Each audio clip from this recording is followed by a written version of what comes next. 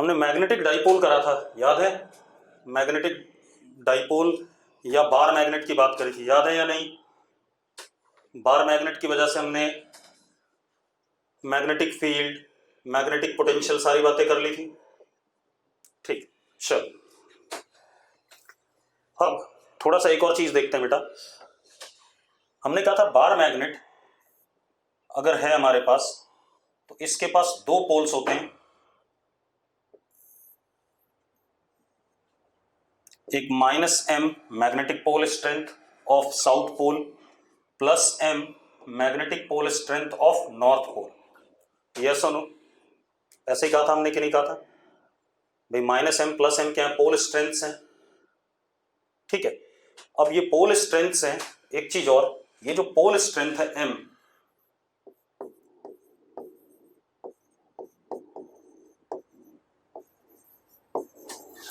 Depends on nature of material of magnet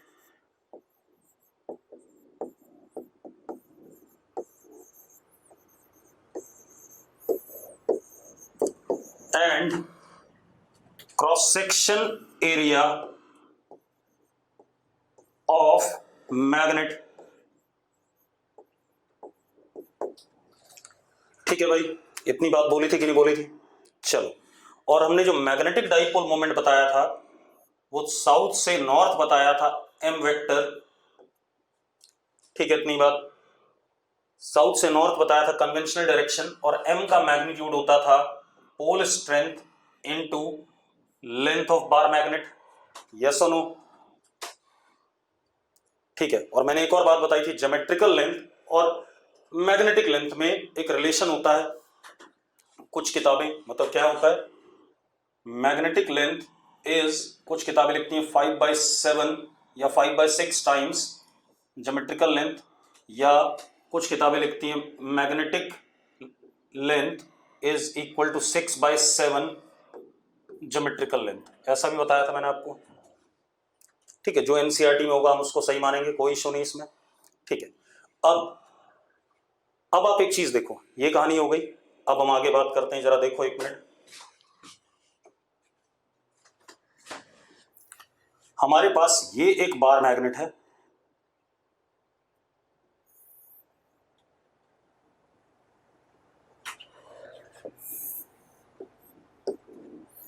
L length, यहां पे -m, यहां पे +m। इसका magnetic dipole moment m into L है। ठीक है, अब अगर मैं इसको बीच से काटता हूं, बिल्कुल बीच से ऐसे काटता हूं, ठीक है, बीच से ऐसे काटता हूं तो ये दो बराबर हिस्सों में टूट गया। एक हिस्सा पकड़ा हमने,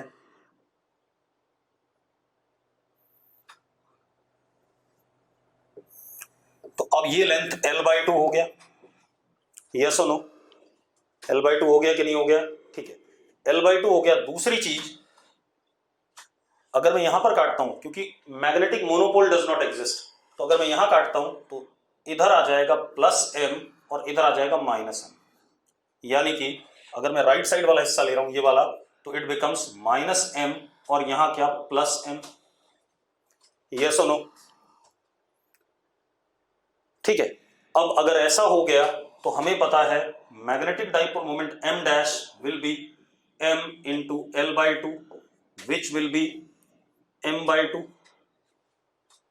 यस और नो? क्योंकि मटेरियल चेंज नहीं हुआ, क्रॉस सेक्शन एरिया चेंज नहीं हुआ, सिर्फ क्या चेंज हुई, लेंथ चेंज हुई। ठीक है भाई, अब एक और चीज, ये हो गया। एक चीज और बताई थी मैंने आपको कि जो मैग्नेटिक लाइंस ऑफ फोर्स होती हैं वो भी देख लो, मैंने बता रखा है हालांकि आपको, कैसे बताया हुआ देखो।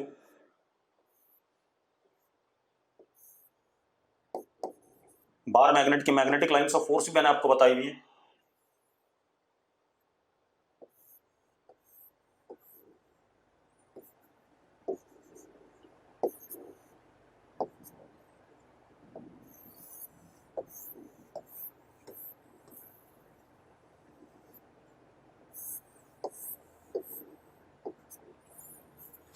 नॉर्थ से साउथ, और जरा देखो बाहर के हिस्से में मैग्नेटिक लाइंस के पास स्पेस है ताकि वो एक दूसरे से दूर जा सके, तो यहां पर मैग्नेटिक फील्ड वीक होगी, यहां पे क्या होगी, स्ट्रांग होगी, यस और नो। और बार मैग्नेट के अंदर, inside bar magnet,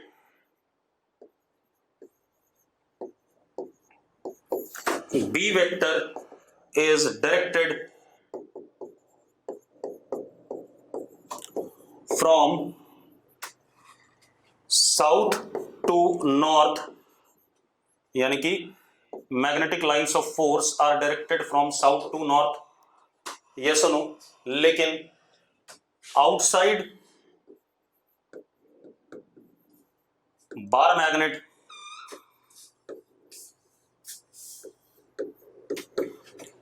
outside bar magnet, magnetic lines of force are directed from what, north to south. Outside bar magnet, MLOF are from north to south. Yes और no, इतनी बात बताई हुई कि नहीं बताई हुई आपको?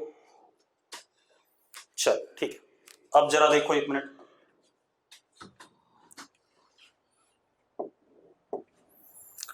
हमारे पास अगेन ये एक बार मैग्नेट है,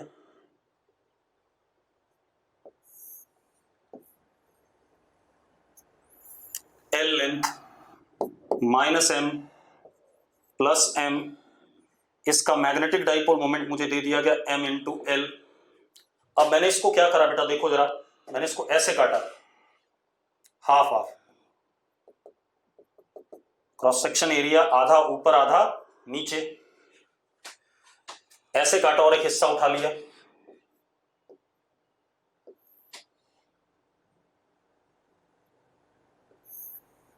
लेंथ एल। अब मुझे बताओ पोल स्ट्रेंथ कितनी हो गई, पोल स्ट्रेंथ कितनी हो गई, हाफ हाफ काटा बेटा, a/2 and this is a/2, तो एरिया ऑफ क्रॉस सेक्शन आधा हो गया, तो पोल स्ट्रेंथ यहां हो गई -m/2 और यहां क्या, +m/2, यस और नो। तो अब जो मैग्नेटिक डाइपोल मोमेंट आया m dash, that would be equal to how much, m/2 into l, that means m/2। कोई दिक्कत है इसमें? अगला देखो बेटा, हमारे पास ये एक बार मैग्नेट है, ध्यान से देखना,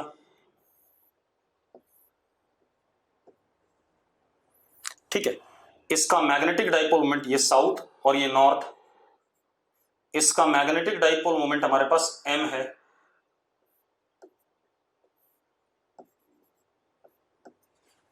अब मैंने इसको क्या करा, सेम बार मैग्नेट को एक सेमी सर्कुलर शेप दे दिया,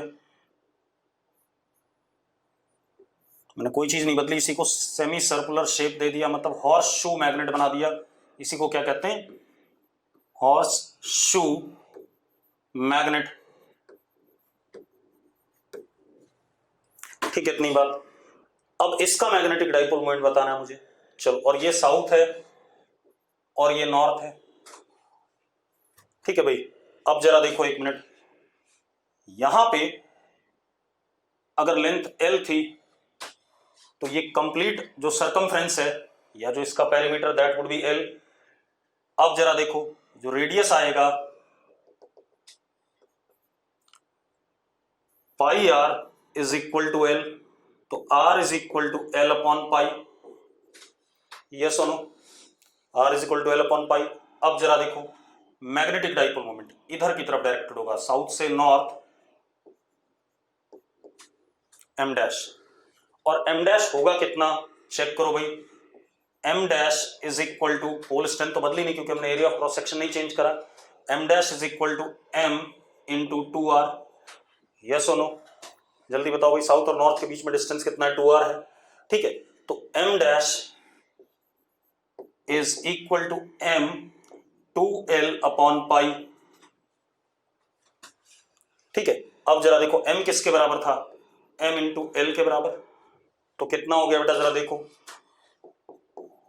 2/पाई इंटू एम। बन गया कि नहीं बन गया भाई, जल्दी बताओ। ठीक है, अब जरा देखो 1 मिनट, अगला देखते हैं।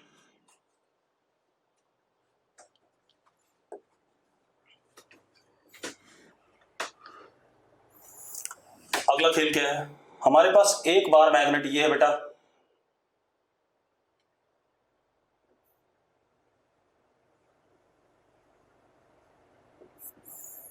L length minus m plus m, same configuration का एक और बार मैग्नेट है, plus m minus m length l. अब आपने मुझे इसका मैग्नेटिक डाइपोल मोमेंट बताना है। ठीक है, इंडिविजुअली दोनों का मैग्नेटिक डाइपोल मोमेंट एम है।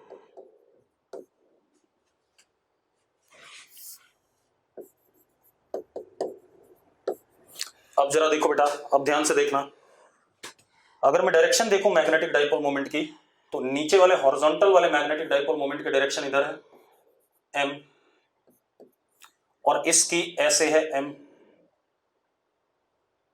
अगर अलग अलग देखें दोनों को, यस और नो, जल्दी बताओ भाई, ऐसा ही है या नहीं है? अगर ऐसा है तो रिजल्टेंट क्या आएगा बेटा,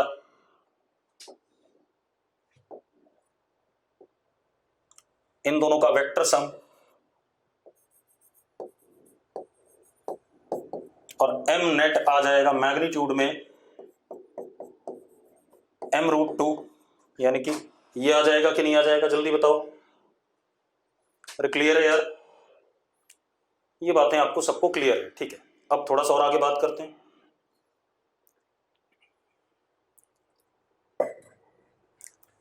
अदिति नहीं क्लियर है, क्या नहीं क्लियर अदिति, बता दे जरा, समझा मुझे, डायरेक्शन बता दो। अरे बेवकूफ लड़की, ये साउथ है ये नॉर्थ है, तो एम वेक्टर इसका इधर, ये साउथ है ये नॉर्थ है, तो इसका एम वेक्टर ऊपर। अब दो वेक्टर का सम भाई। ठीक है, अब अगला देखो भाई, अब अगली कहानी पे आते हैं। अब अगेन सेम कहानी कि भाई बार मैग्नेट हमारा क्या कहते हैं, एक्सटर्नल मैग्नेटिक फील्ड में रखा है। तो क्या होगा, जैसे हम इलेक्ट्रिक डाइपोल को क्या करते थे, electric dipole placed in external electric field. ठीक है, इतनी बात। Same way bar magnet is what, magnetic dipole placed in external magnetic field, ये पढ़ने वाले हैं। ठीक है, इतनी बात। तो हम क्या, और हम पढ़ भी चुके हैं पहले भी एक बार, कहां पर, मैग्नेटिज्म वाले चैप्टर में, यस और नो? मैग्नेटिज्म वाले चैप्टर में पढ़ा है कि नहीं पढ़ा है? तो वही सेम चीज मैं दोबारा लिख दूंगा जल्दी जल्दी। ठीक है, तो अब जरा देखो भाई,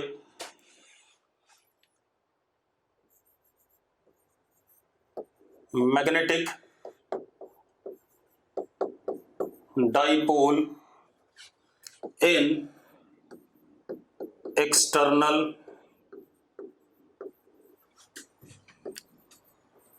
मैग्नेटिक फील्ड, और कोई डेरिवेशन नहीं करूंगा, जैसा मैंने इलेक्ट्रोस्टैट में करा था वैसे ही लिख दूंगा, या जो पहले करा हुआ दोबारा से। ठीक है, अब magnetic dipole in external magnetic field, case 1, bar magnet in uniform magnetic field. अब जरा देखो भाई, यूनिफॉर्म मैग्नेटिक फील्ड में है बेटा, जरा ध्यान से देखना। तो हमें पता है अगर मैग्नेटिक फील्ड ये बी है ऐसे, और यहां पर कोई पोल है प्लस एम, तो इस पे जो मैग्नेटिक फोर्स लगेगा that is m into b. Simple, जैसा वहां पर होता था पॉजिटिव चार्ज पे in the direction of field. अरे पॉइंट चार्ज ही मान के तो करा तुमने पोल स्ट्रेंथ को, यस और नो? ठीक है, अगर माइनस एम है और बी ऐसा है, तो इस पे फोर्स उल्टा लगेगा बी के, minus m b vector, yes और नो? तो इससे साफ साफ क्लियर हो रहा है। अब जरा देखो 1 मिनट, इससे साफ साफ ये कहानी क्लियर होती है कि अगर हमारे पास कोई बार मैग्नेट है और वो यूनिफॉर्म मैग्नेटिक फील्ड में रखा है, या मैग्नेटिक डाइपोल बी यूनिफॉर्म तो हम क्या कहते हैं, magnetic force will be zero. ऐसा पढ़ा भी था हमने जब हमने पढ़ा था current carrying loop in uniform magnetic field will experience zero magnetic force, yes और नो। ठीक है, चलो अब देखते हैं भाई, फोर्स जीरो हो गया, लेकिन टॉर्क लगता था, याद है टॉर्क लगता था। टॉर्क कितना था, tau magnetic is m cross b, हाँ या ना, एम क्रॉस बी लगता था या नहीं। बेटा इसको जल्दी से निपटाएंगे क्योंकि ये यूज का नहीं है, ठीक है, सिमिलर है तो इसमें हम डिराइव करके कुछ तीर मारने वाले नहीं है, ठीक है। तो एम क्रॉस बी हो गया। अब एक चीज और, tau b zero, f b zero, पहला, if theta is equal to zero that is m parallel to b, क्या कहलाएगा, स्टेबल इक्विलिब्रियम, ठीक है। U minimum, potential energy associated between dipole moment and, क्या कहते हैं, external magnetic field is minimum and it is minus m b. दूसरा, if theta is equal to 180, m n t parallel to b vector, तो unstable equilibrium,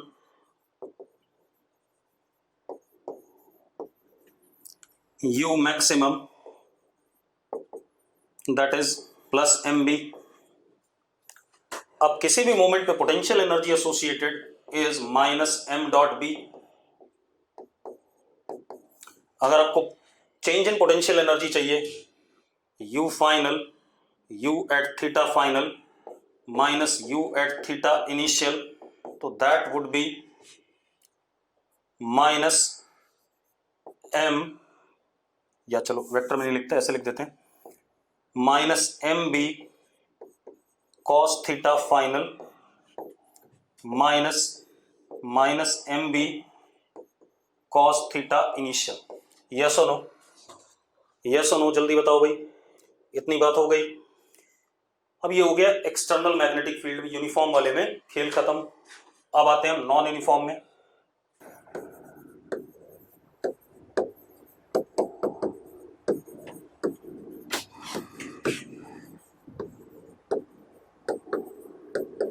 अब इसमें देखो, मान लो magnetic lines of force ऐसी हैं, तो मैग्नेटिक फील्ड यहां पर ऐसे होगा बी वेक्टर। अब अगर मैं एम वेक्टर ले लूं ऐसे,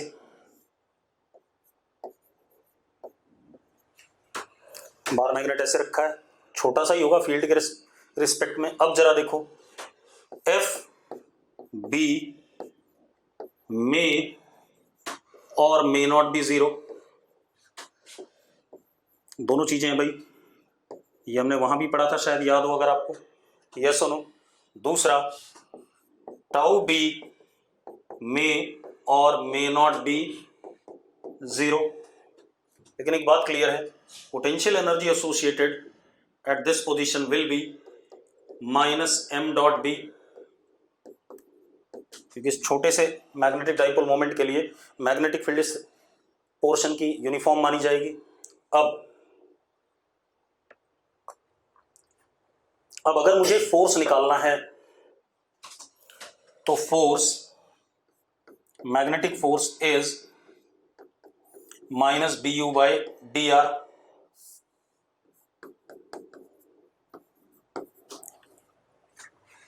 that would be how much बेटा, m dot D b upon d r. ऐसे ही पढ़ा है कि नहीं पढ़ा हमने, याद करो, यस और नो, बिल्कुल एग्जैक्टली सेम पढ़ा हमने। अब इसके बाद tau B is minus D U by D theta, that is M dot D B by D theta. ठीक है भाई, क्लियर है, कोई दिक्कत तो नहीं किसी को इसमें? नहीं। अब इतनी बात हो गई। अब हम एक और काम करना चाहेंगे। अब हम डिफरेंट मैग्नेटिक डाइपोल्स के बीच में आपस में इंटरैक्टिव फोर्स की बात करें, ठीक है, तो जरा देखो, force between magnetic dipoles,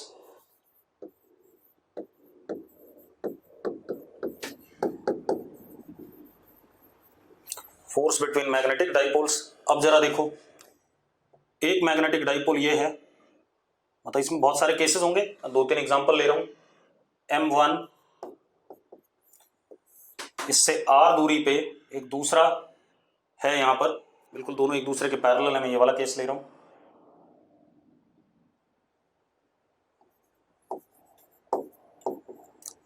M2 clear है, इनके बीच में आपस में फोर्स।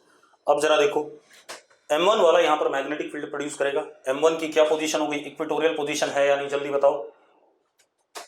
M2 जिस जगह पे है वो M1 की इक्वेटोरियल पोजीशन है, बिल्कुल सही बात है। अगर वो M1 की इक्वेटोरियल पोजीशन है बेटा, तो जरा देखो इस पे नीचे की तरफ B1 आएगा, आएगा कि नहीं आएगा, और B1 आएगा कितना ये भी चेक कर लो। B1 is mu naught upon 4 pi R³ into M1, yes और नो।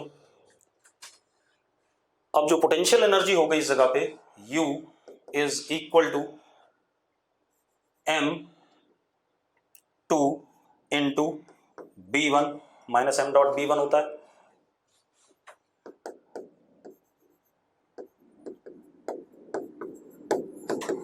एंगल 180 डिग्री है, यस और नो, यस और नो, जल्दी बोलो बेटा, समय नहीं है।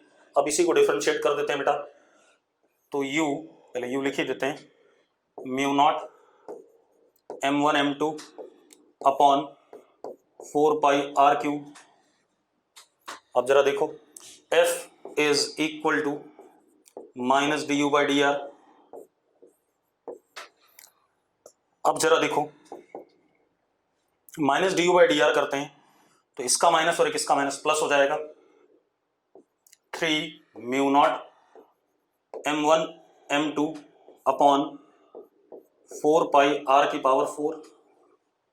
यस और नो। अगर पॉजिटिव आता है तो ये रिपल्सिव फोर्स होगा, आप चेक कर लेना ये फोर्स कैसा आएगा, रिपल्सिव, ठीक है। अब ये कहानी आ गई। सेम वे अगला देखते हैं भाई,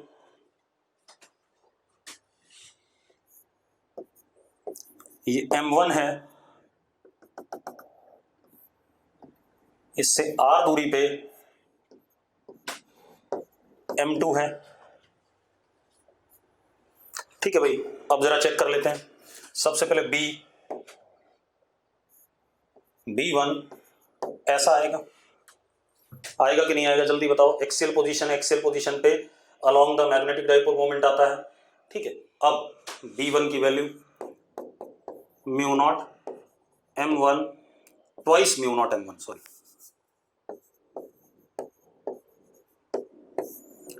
4 पाई R³।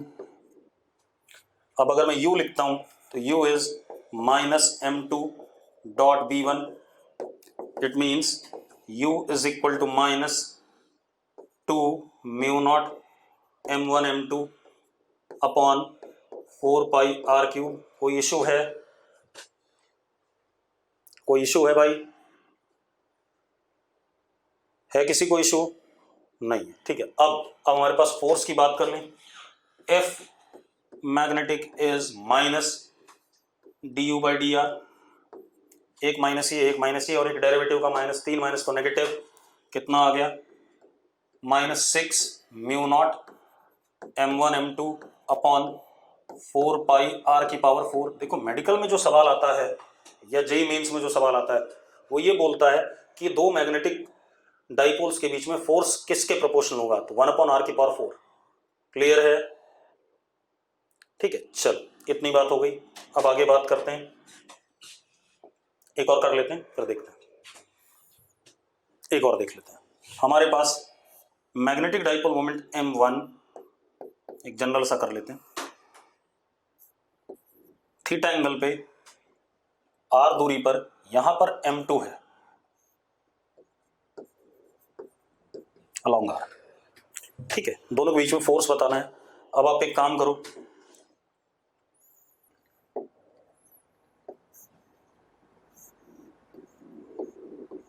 B1 कुछ ऐसा आएगा कि नहीं आएगा, जल्दी बताओ मुझे। आएगा बेटा, और कितने एंगल पे? Alpha angle. हमें पता है tan alpha is 1/2 tan theta, यानी कि cos alpha is base is what 2 upon under root 4 plus tan square theta. Yes और नो, यस और नो। चलो अब जरा देखो, यानी कि cos अल्फा इज, इसको 1 प्लस tan स्क्वायर थीटा लिखने पे 3 प्लस sec स्क्वायर थीटा हो जाएगा।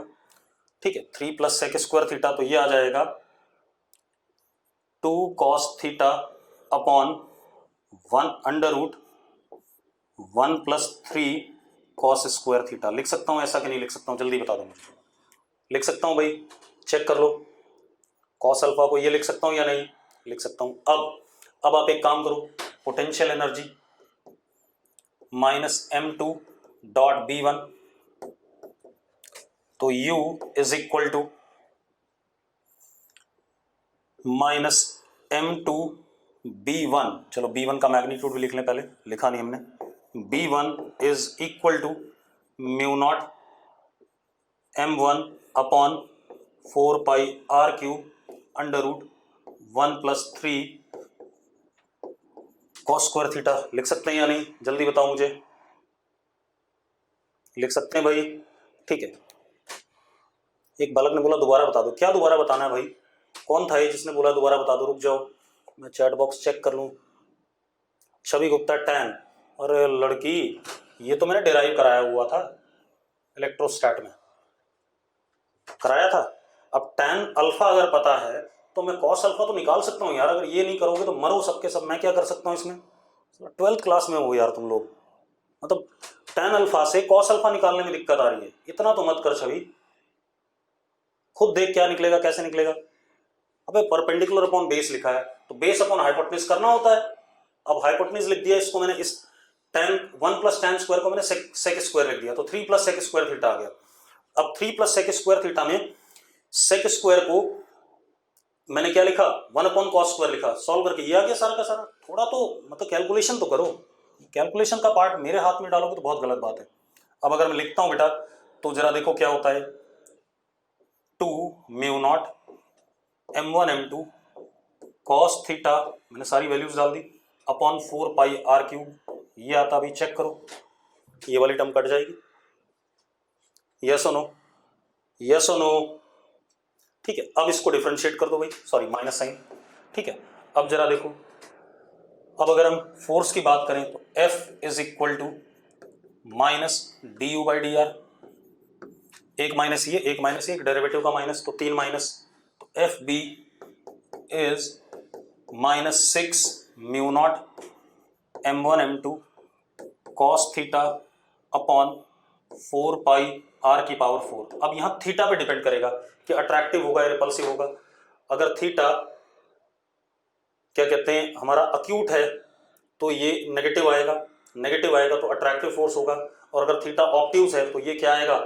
पॉजिटिव आएगा, तो रिपल्सिव फोर्स हो जाएगा। यस और नो? ठीक है, चलो, तो this finishes of what dipole की कहानी। अब हम थोड़ा सा अलग बात करेंगे। हमने जितना डाइपोल के बारे में पढ़ना था पढ़ लिया। अब अलग बात क्या करेंगे बेटा, ध्यान सुनो।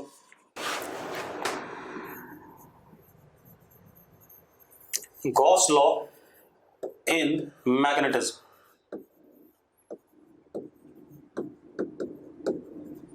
ठीक है, अब मेरी बात ध्यान सुनना।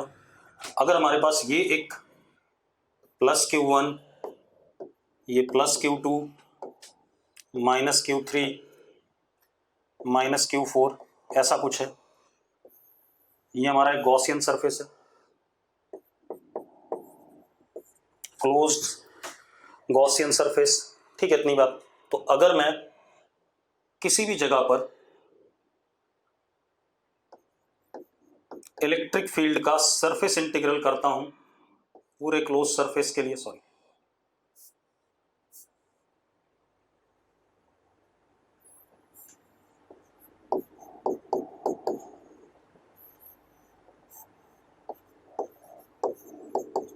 हमें पता है E dot ds is equal to Q enclose upon epsilon naught. ठीक है भाई। अब श्यामलाल बताएगा ये E किसकी वजह से है, ये इलेक्ट्रिक फील्ड किसकी वजह से? श्यामलाल सारे की वजह से, बिल्कुल सही कह रहा है भाई श्यामलाल। ठीक है, तो सबकी वजह से है। अब जरा देखो ये आ गया। अब अगर मैं मैग्नेटिक फील्ड की बात करूं, गॉस लॉ फॉर मैग्नेटिज्म, ठीक है, तो जरा देखो एक मिनट, आप एक कोई भी सिस्टम ले लो, आपने एक बार मैग्नेट लिया सपोज, ये -m ये +m, हमें पता है मैग्नेटिक लाइंस, ये इधर प्लस कर दो, sorry,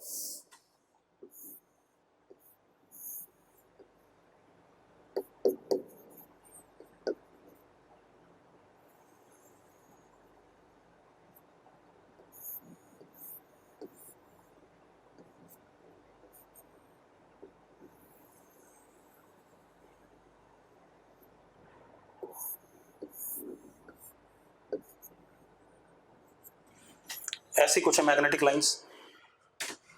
electric lines of force are never, electric भी नहीं, इलेक्ट्रोस्टैटिक।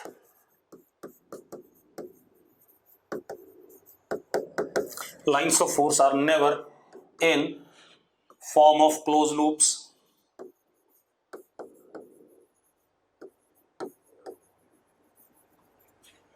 ये हमें पता है कि नहीं पता है, जल्दी बताओ। लेकिन magnetic lines of force are always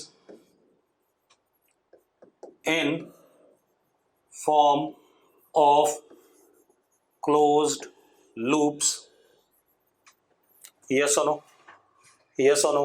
अब जरा देखो, अब मैं गॉसियन सरफेस बना रहा हूं बेटा, ध्यान से देखना।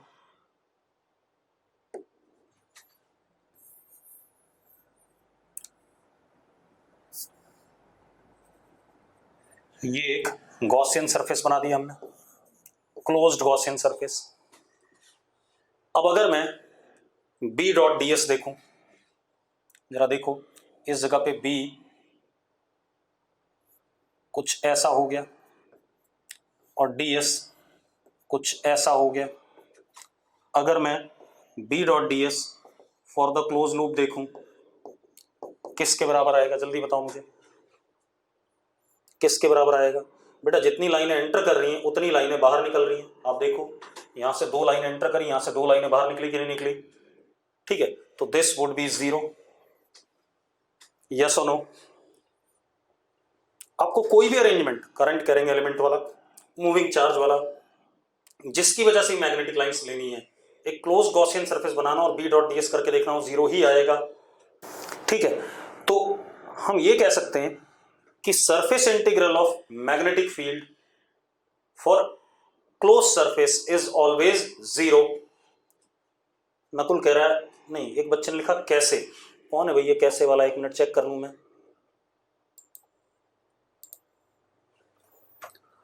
आयुष, आयुष भाई एक बात बता, यहां कितनी लाइनें एंटर कर रही हैं? तू बता आयुष, कितनी लाइनें एंटर कर रही हैं सरफेस, गॉसियन सरफेस के अंदर? जल्दी बता।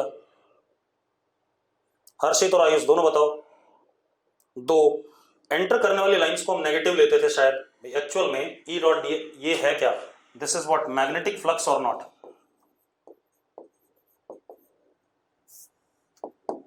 अभी लिखना नहीं, कुछ बता रहा हूं।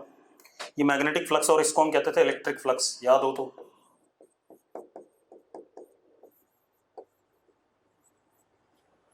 हाँ या ना? अब एक बात बताओ, मैंने कहा था कि इनकमिंग लाइंस को नेगेटिव ले लेते हैं, आउटगोइंग वालों को पॉजिटिव ले लेते हैं, ऐसे ही कहा था कि नहीं कहा था? तो एक बात बताना, कितनी लाइनें एंटर कर रही हैं जो डायग्राम मैंने बनाया, और कितनी निकल रही हैं? क्या हो गया टोटल? टोटल फ्लक्स कितना हो गया? 0। कोई भी अरेंजमेंट ले ले भाई, मैं और बना देता हूँ, रुक जा, चिंता ना कर, अभी और अरेंजमेंट बना देता हूँ। एक और ले ले अरेंजमेंट। मान ले ये हमारे पास करंट कैरिंग वायर है, ऊपर की तरफ करंट है। ठीक है, पहले मैग्नेटिक लाइंस बना रहा हूं।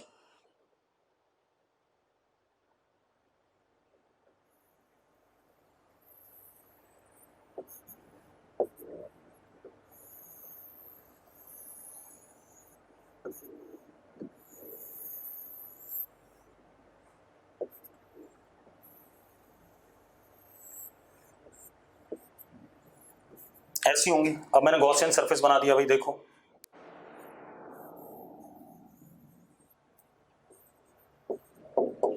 कितनी लाइनें एंटर कर रही हैं, नकुल और सॉरी आयुष और वो दो एंटर कर रही हैं और दो निकल भी रही हैं, तो टोटल फ्लक्स कितना हो गया, 0।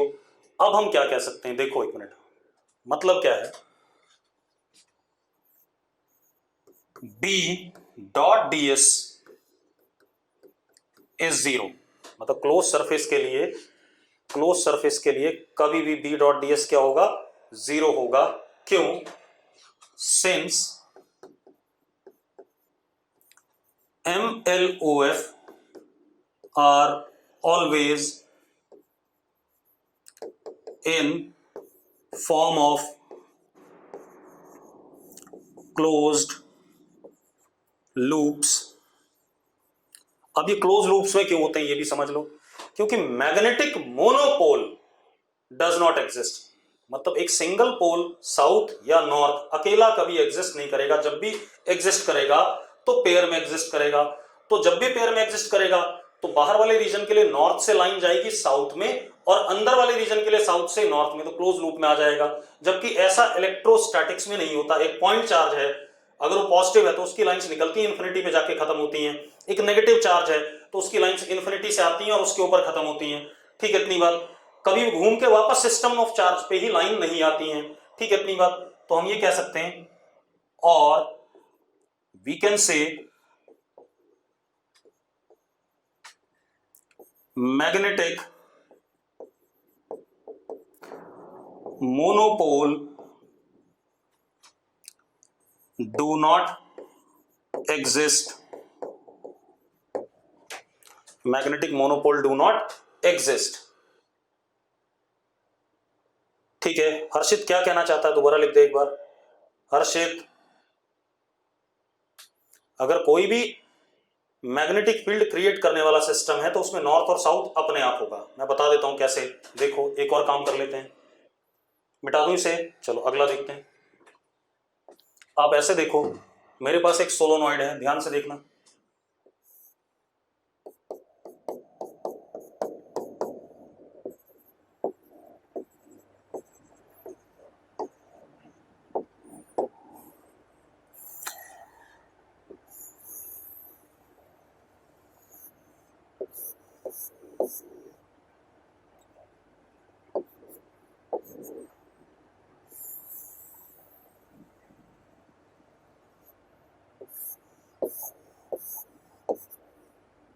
तो ये नॉर्थ हो गया और ये साउथ हो गया। Solenoid can also behave as what, bar magnet, yes और नो। बाहर वाले रीजन के लिए नॉर्थ से साउथ और अंदर वाले रीजन के लिए क्या, साउथ से नॉर्थ। अब देखो जरा एक मिनट, अगर मैं इसमें भी कहीं पर क्या बनाता हूं, कहीं पर भी बना देता हूं, ये बनाया मैंने गॉसियन सरफेस। अब जरा देखना भाई, जितनी लाइनें अंदर आ रही हैं उतनी बाहर जा रही है कि नहीं जा रही है, जल्दी बताओ मुझे। तो 0 हो गया, मैं यहां बना दूं तब भी 0 हो गया, मैं यहां बना दूं तब भी 0 हो गया, यस और नो, जो मर्जी कर लो यार। ठीक है, तो अब एक बात बताओ, अगर मैं इस सोलोनॉइड को आधा आधा काट दूं, इतना बड़ा कर दूं, तो भी सेम खेल है यार, खेल तो बदला ही नहीं।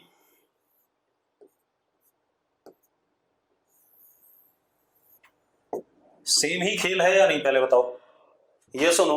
तो नॉर्थ और साउथ को आप अलग कर ही नहीं पाओगे। अगर आप कुछ भी करते हो, नॉर्थ और साउथ कभी अलग नहीं होंगे, एक साथ आएंगे जरूर। क्लियर है भाई? अगर क्लियर तो यस लिखो।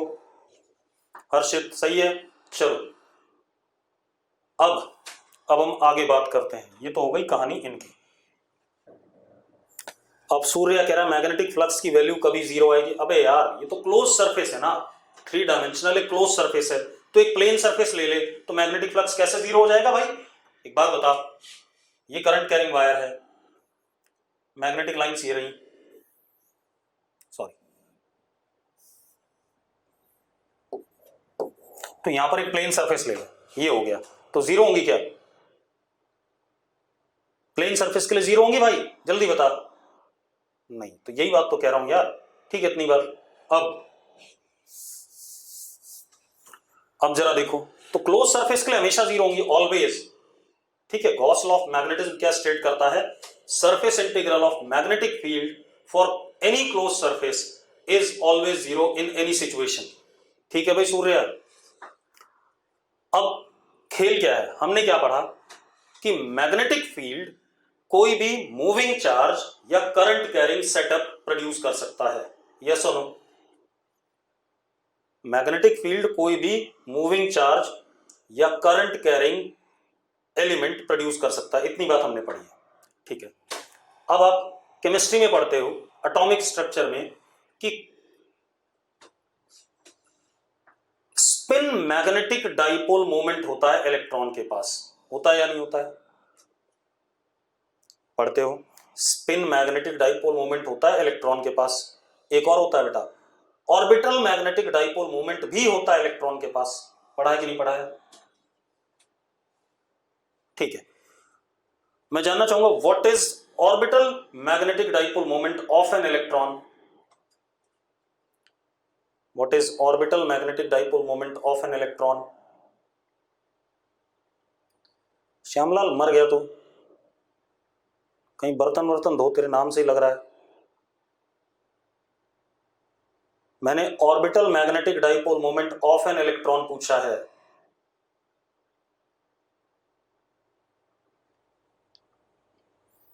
श्यामलाल सही में बर्तन धोने लायक है, किसी काम लायक नहीं। ये दुकान दुकान पे काम कर, छोड़ ये सब।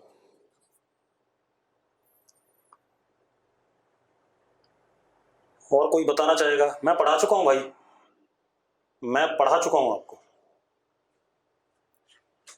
मैंने बताया था orbital magnetic dipole moment of an hydrogen like electron in an hydrogen like atom is quantized, पढ़ाया था मैंने,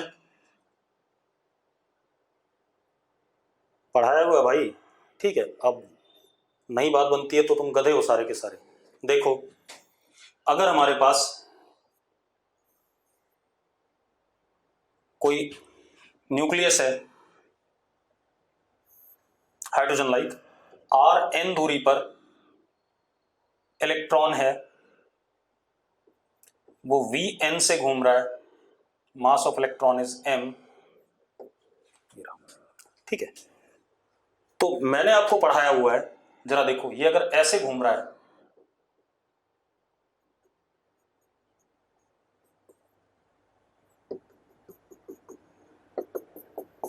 तो इसमें करंट इस डायरेक्शन में आ गया, आएगा कि नहीं आएगा, यस और नो। अगर ये ऐसे आएगा तो मैग्नेटिक डाइपोल, क्योंकि घूम रहा है करंट आ गया, तो मैग्नेटिक डाइपोल मोमेंट यहां पर अंदर की तरफ होगा, Mn। होगा या नहीं होगा, जल्दी बताओ। अब Mn अंदर की तरफ होगा, ठीक। अब Mn upon Ln is equal to E upon 2m, पढ़ा है कि नहीं पढ़ा हमने, जल्दी बताओ मुझे, यस और नो, ठीक है। Mn is equal to E upon 2m into Ln, Ln is m VnRn, अगर याद हो आपको, यस और no, and it is NH upon 2 pi, ठीक है। मैं दोबारा बता रहा हूं, आप ये दोबारा पढ़ रहे हो, ध्यान रखना। Mn is equal to N EH upon 4 pi m, this is quantized और नॉट, क्वांटाइज्ड और नॉट, ठीक है। स्मॉलेस्ट मैग्नेटिक डाइपोल मोमेंट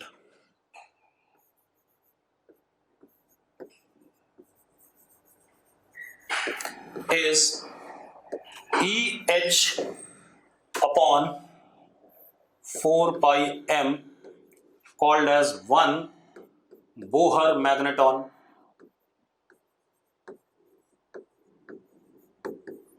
बाकी सब इसके इंटीग्रल मल्टीपल होंगे या नहीं होंगे, होंगे भाई। तो एक मैग्नेटिक डाइपोल मोमेंट तो ये आ गया। अब मजेदार बात देखो, अगर ऐसा आ गया तो मैग्नेटिक लाइंस अंदर की तरफ होंगी और घूम के वापस बाहर आएंगी, ऐसा होगा कि नहीं होगा, जल्दी बताओ मुझे। मैग्नेटिक लाइंस अंदर की तरफ होंगी और पीछे से बाहर आएंगी, तो जो आपको फेस दिख रहा है, आपको देखो और भी बातें बता देता हूं, जो आपको फेस दिख रहा है, this face must be south, क्योंकि आपके सामने तो भाई आपको तो यहां पर लाइन अंदर जाती हुई दिख रही है और उधर से बाहर से आती हुई दिख रही है, यस और नो? ठीक है। अब अगर यही इलेक्ट्रॉन उल्टा घूम रहा होता तो हम इसको क्या कह देते? नॉर्थ कह देते, यस और नो? ठीक है। अब चलो साउथ और नॉर्थ वाली बात हम ईएमआई के लिए रखेंगे, अभी नहीं रखेंगे, ठीक है, बाद में करेंगे, अभी तो हमें सिर्फ ये देखना है। तो एक कारण तो एटम के अंदर मैग्नेटिक डाइपोल होने का पहला कारण तो यह है कि orbital motion of electron. South north में क्लियर नहीं कर रहा हूं मैं कभी, वो अगले चैप्टर में, अभी हमें इससे मतलब नहीं है, ठीक है। अब क्या कहानी है, मैंने क्या कहा आपसे कि पहला कारण हो गया मैग्नेटिक फील्ड का या मैग्नेटिक डाइपोल का इन an atom is orbital motion of electron. अगर कोई इलेक्ट्रॉन है और वो ऑर्बिटल मोशन करेगा ही करेगा, ऑब्वियस सी बात है, according to Bohr theory electron must revolve in some fixed stationary orbits around the nucleus. तो अगर वो ऑर्बिटल मोशन करेगा देन ऑर्बिटल मोशन करने पर एक मैग्नेटिक डाइपोल मोमेंट जरूर क्रिएट होगा, ठीक है, इतनी बात, and that magnetic dipole moment will be quantized, ठीक है, इतनी बात, अरे क्लियर है बात, and it would be NEH upon 4πm, ठीक है। चलो एक तो ये हो गया। दूसरा, इलेक्ट्रॉन पॉइंट लाइक पार्टिकल तो आपने नहीं पढ़ा है, पढ़ा है क्या इलेक्ट्रॉन को? केमिस्ट्री में पॉइंट लाइक पढ़ा है क्या? बाकी लोग भी बताओ भाई, इलेक्ट्रॉन को आपने क्या पढ़ा है? हे भगवान, बड़े बेकार से लोग। अब electron is considered as a cloud. अगर वो आपका एस सबशेल में है तो that cloud is spherical in nature. अगर वो पी में है तो that cloud is in dumbbell shape. Probability of finding electron in the region. अरे मेरी बात सुन रहे हो कि नहीं कर रहे हो? अब एक चीज देखो, वो जो क्लाउड है वो अपने बिल्कुल जैसा हमारा क्या कहते हैं सोलर सिस्टम है, बिल्कुल वैसे ही हमारे पास एक्चुअल में, पता नहीं ऐसा है या नहीं है। कहानी क्या है कि भाई लोगों ने जो बोला वो हम मान रहे हैं, ठीक है। लोगों ने सोलर सिस्टम थोड़ा जल्दी पढ़ लिया था, उन्होंने कहा ये सन है और ये कोई प्लैनेट है, ठीक है। प्लैनेट का ये ऑर्बिटल मोशन हो गया अराउंड सन, और प्लैनेट का अपने एक्सिस के अबाउट स्पिन भी होता है, हाँ या ना? सेम हमने इलेक्ट्रॉन के ने मान लिया। सन की पोजीशन किसको दे दी? न्यूक्लियस को दे दी, ठीक है। उसके अराउंड एक तो ऑर्बिटल मोशन हो गया रिवॉल्विंग अराउंड न्यूक्लियस, और दूसरा electron cloud is spinning about its own axis, yes और नो? ठीक है। तो अब हमारे पास एक और मैग्नेटिक डाइपोल मोमेंट आता है, that is spin magnetic dipole moment, and that would be equal to, चलो मैग्नीट्यूड लिखने, डायरेक्शन तो हमें स्पिन से पता चलेगा, ms is charge of electron upon twice the mass of electron into spin angular momentum of the electron, ठीक है भाई। E upon 2m into Ls, where Ls is spin angular momentum of electron। अब एक समस्या है, अगर S वाला subshell है, S वाला है, तो उसमें तो ये सर्कुलर होता है, सॉरी सर्कुलर नहीं, स्फेरिकल होता है, यस और नो? S वाले में स्फेरिकल होता है या नहीं होता, जल्दी बताओ। तो Ls क्या हो गया? 2/5 mr square into omega S, हो जाएगा कि नहीं हो जाएगा? अगर ये पी शेप का डंबल हुआ, ठीक है, पी सबसेल में हुआ, तो उसके लिए मोमेंट ऑफ इनर्शिया निकालना मुझे तो बताया नहीं गया क्या शेप है, फिजिक्स वालों को नहीं बताया गया 12th लेवल तक, ठीक है, उसके बाद बताया गया होगा, तब देखेंगे। क्लियर है?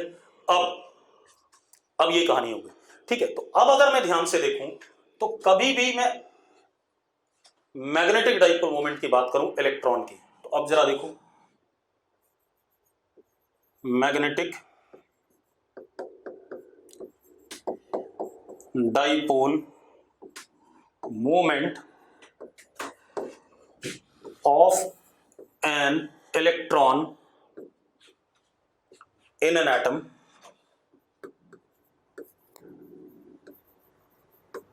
तो that can be written as m is equal to m orbital plus m spin. Yes और नो?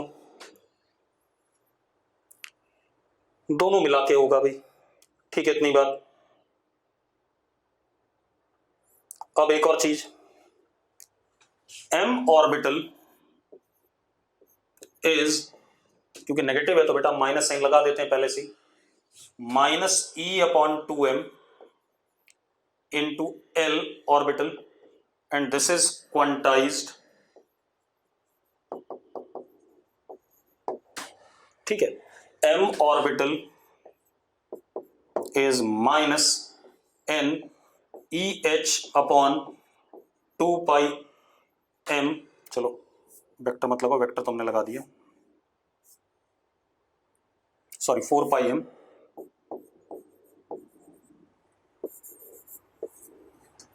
अब m स्पिन की बात करें,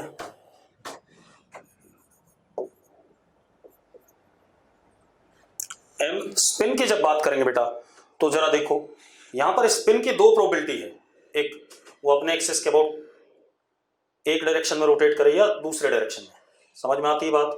अगर स्पिन कर रहा है तो ऐसे भी कर सकता है और ऐसे भी कर सकता है, तो दोनों लेंगे हम यहां पर, हमें नहीं पता, तो m spin will be minus e upon m, मैंने दोनों ले लिए, दोनों का सम कर दिया, इनटू व्हाट l स्पिन। ये कहानी आ गई, क्लियर है? क्लियर है भाई? अब मजेदार खेल, इन दोनों का वेक्टर सम है, इन दोनों का क्या है? वेक्टर सम, ये ध्यान रखना, ठीक है। अब इन दोनों का अगर वेक्टर सम है, बहुत ही बढ़िया चीज हो गई, ठीक है।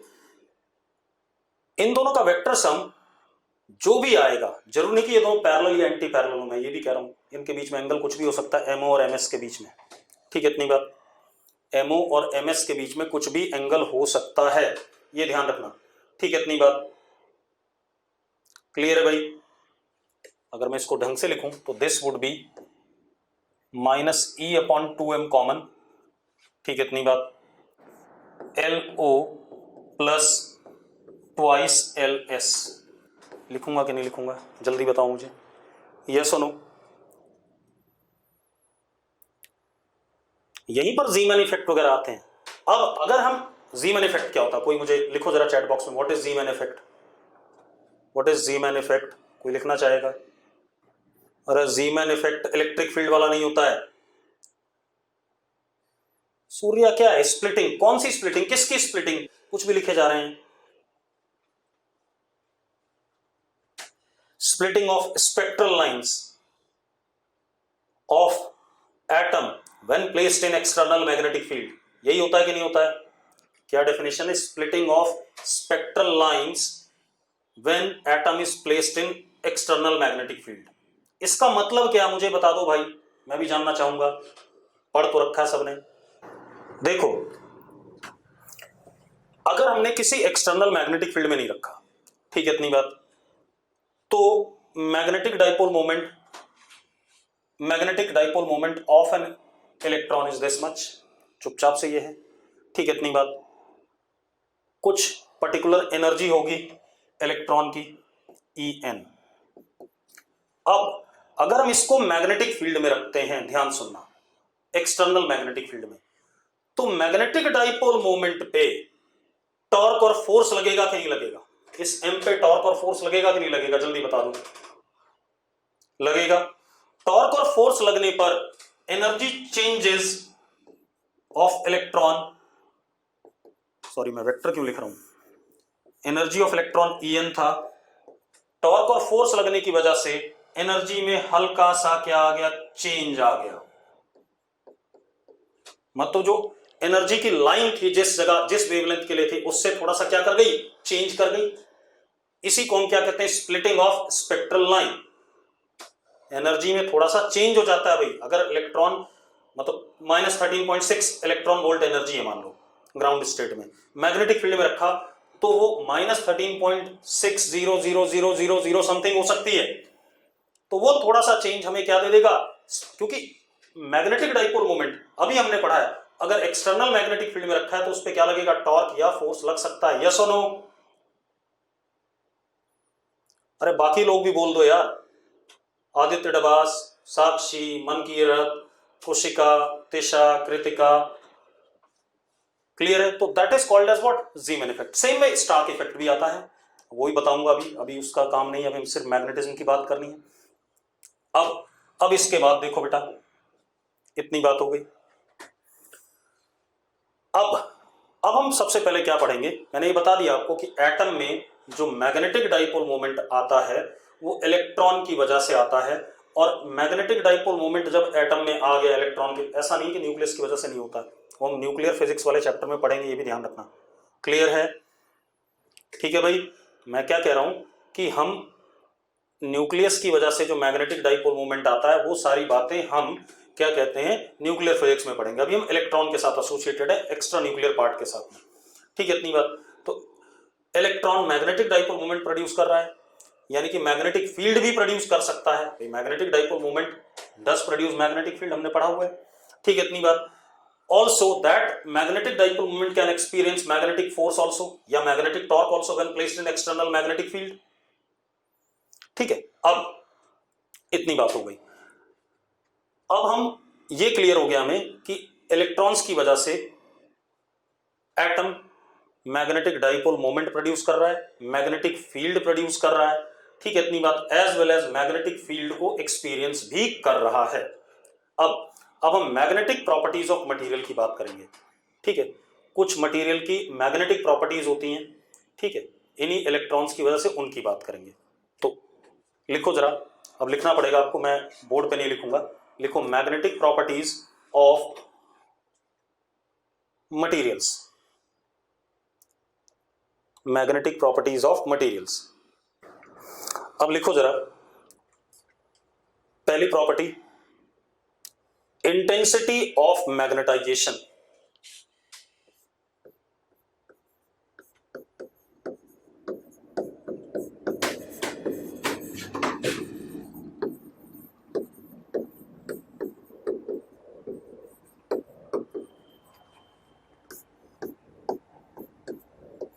इससे डिनोट करेंगे आई वेक्टर, वेक्टर क्वांटिटी अभी पता चल जाएगा। Intensity of magnetization. ठीक है, इतनी बात। अब लिखो जरा, any substance possess large number of atoms, any substance possess large number of atoms, and in general magnetic moments of those atoms are randomly oriented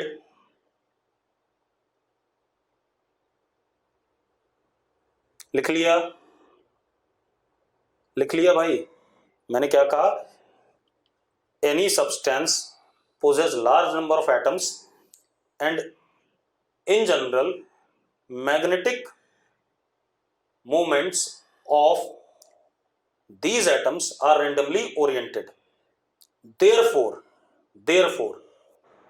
in general for any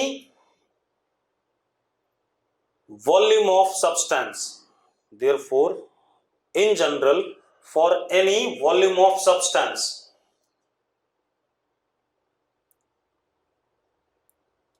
net magnetic dipole moment is zero। net magnetic dipole moment is zero। मैंने अभी I define नहीं करा है, मैं कुछ और बता रहा हूं। कोई भी सब्सटेंस ले लो आप, आयरन, कॉपर, जो मर्जी वो ले लो। ये सब्सटेंस है मान लो, इसके अंदर लाखों करोड़ों 10 की पावर 23 ऑर्डर के एटम्स हैं। यस और नो? यस और नो जल्दी बताओ भाई। इसके अंदर 10 की पावर 23 ऑर्डर के एटम्स हैं। पहले एटम का मैग्नेटिक डाइपोल मोमेंट इधर, दूसरे का इधर, तीसरे का इधर, चौथे का इधर, पांचवें का इधर, छठे का इधर, सातवें का इधर, आठवें का इधर। मैं तो दिखा भी नहीं सकता जितने सारे हैं ये, इन सबके मैग्नेटिक डाइपोल मोमेंट्स हैं। क्लियर है इतनी बात? ये रैंडमली ओरिएंटेड है। अगर रैंडमली ओरिएंटेड है, वेक्टर क्वांटिटी होती है मैग्नेटिक डाइपोल मोमेंट, तो summation of m vector of atoms for any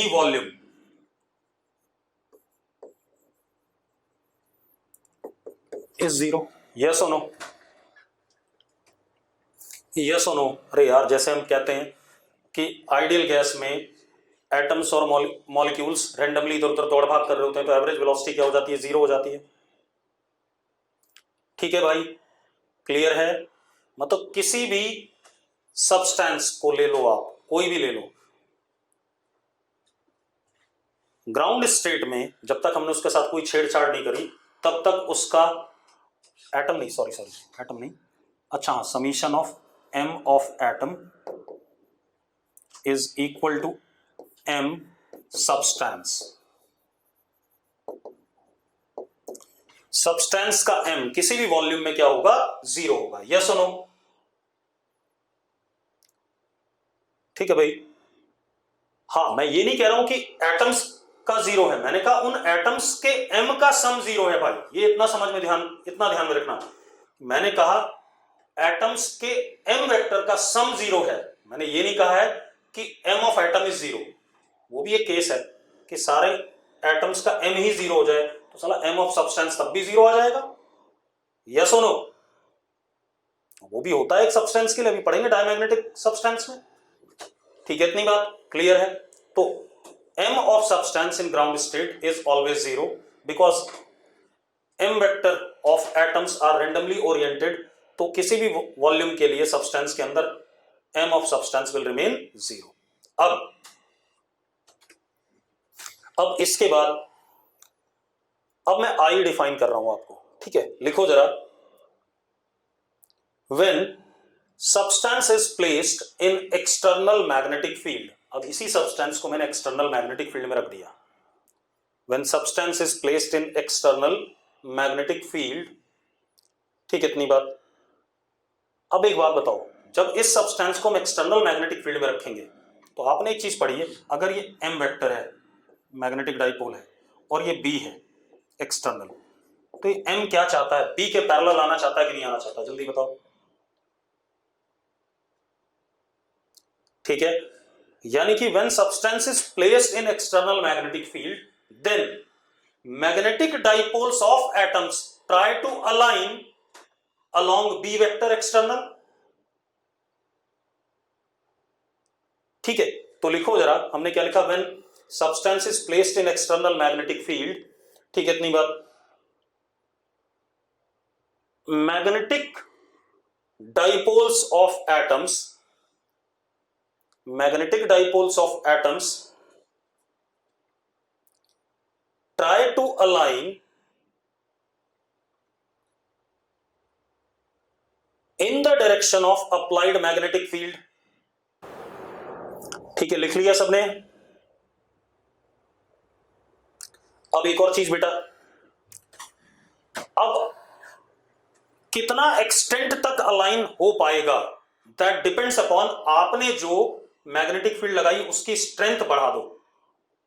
आपने जो मैग्नेटिक फील्ड लगाई उसकी स्ट्रेंथ अगर हम बढ़ा दें तो एक बात बताओ, अलाइनमेंट ज्यादा होगा या नहीं होगा? बिल्कुल सही बात है। और टेम्परेचर घटा दें, एक और मजेदार बात, टेम्परेचर घटाने पे रैंडमनेस कम हो जाएगी। तो लिखो जरा, extent of alignment increases, extent of alignment increases if external magnetic field is increased, if external magnetic field is increased as well as temperature is decreased। if alignment is saturated, मतलब saturated मतलब जितना align हो सकता था सब कुछ align हो गया, सारे अलाइन हो गए। if alignment of magnetic dipoles of atoms is saturated, saturated मतलब सारे ही अलाइन हो गए, ठीक है, then substance is referred as magnetic, substance is referred as magnetically saturated, substance is referred as magnetically saturated, yes or no? अभी मैंने I define नहीं करा, अभी मैं आपको कहानी बता रहा हूं सारी। अब आई पे आते हैं, ठीक है, इतनी बात। अब लिखो जरा, हमने क्या देखा, जब हम एक्सटर्नल मैग्नेटिक फील्ड में रख रहे हैं तो कुछ परसेंटेज अलाइनमेंट हो रहा है या नहीं हो रहा है, यस और नो। मैंने क्या कहा, जब हम एक्सटर्नल मैग्नेटिक फील्ड में रख रहे हैं तो कुछ परसेंटेज अलाइनमेंट हो रहा है, ठीक है, इतनी बात। तो इसका मतलब अगर मैं अगला डायग्राम बनाऊं तो मैं ये कह सकता हूं, ये बी की डायरेक्शन में आ गए, कुछ आगे कि नहीं आ गए, आ गए या नहीं आ गए, यानी कि अब कुछ ना कुछ मैग्नेटिक डाइपोल मोमेंट आ गया कि नहीं आ गया एटम सब्सटेंस के पास। पहले तो सब्सटेंस का एम क्या था, 0 था। अब जो एम ऑफ सब्सटेंस है, क्या आप उसको 0 कह सकते हैं? अब एम ऑफ सब्सटेंस 0 है क्या? नहीं है, बिल्कुल सही बात है, ठीक है, इतनी बात। तो लिखो जरा, लिखो, when magnetic dipoles are aligned partially or completely, when magnetic dipoles are aligned partially or completely, net magnetic dipole moment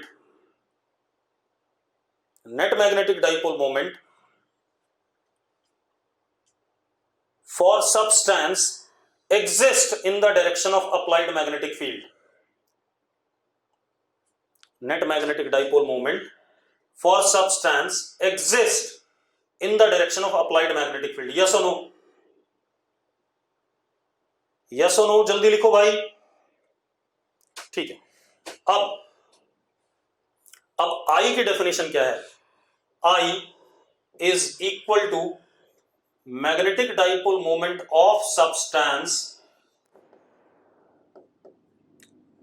per unit volume, ये डेफिनेशन है, magnetic dipole moment of substance per unit volume. Yes और no? Direction इसका magnetic dipole moment of substance के along आ जाएगा, जो बाद में आया, मतलब एक्सटर्नल बी के, मतलब I is parallel to b external.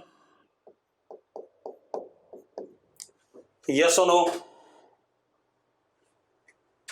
ठीक है भाई, इतनी बात हो गई, ठीक। M of substance upon v. अब इसकी कहानी देख लेते हैं बेटा। आई इज इक्वल टू, अगर मैं एम ऑफ सब्सटेंस देखूं तो it can be written as, मतलब मैंने इसमें इतना सा हिस्सा पकड़ा, मान लो ये वॉल्यूम पकड़ा, तो ये माइनस एम, ये प्लस एम, कुछ इस टाइप का। तो मैं इसको लिख सकता हूं इस रीजन में pole strength into length upon volume, A into L. लिख सकता हूं या नहीं लिख सकता हूं, जल्दी बताओ मुझे, यस और नो? एल से एल कट गया, इसीलिए मैं कह रहा था जो पोल स्ट्रेंथ है that is proportional to area. L से एल कट गया, I is also equal to pole strength upon area of cross section. Yes or no? अब SI यूनिट देख लो भाई, I की SI यूनिट क्या होगी? Magnetic dipole moment. इसकी unit क्या होती है? एम्पियर मीटर स्क्वायर, नीचे मीटर क्यूब, तो unit is ampere per metre, ampere per metre. Yes और नो, जल्दी बताओ मुझे, इतनी बात हो गई। चलो आज इतना ही करेंगे, अगली क्लास में बाकी बातें करेंगे, ठीक है, इतनी बात, आज काफी हो गया।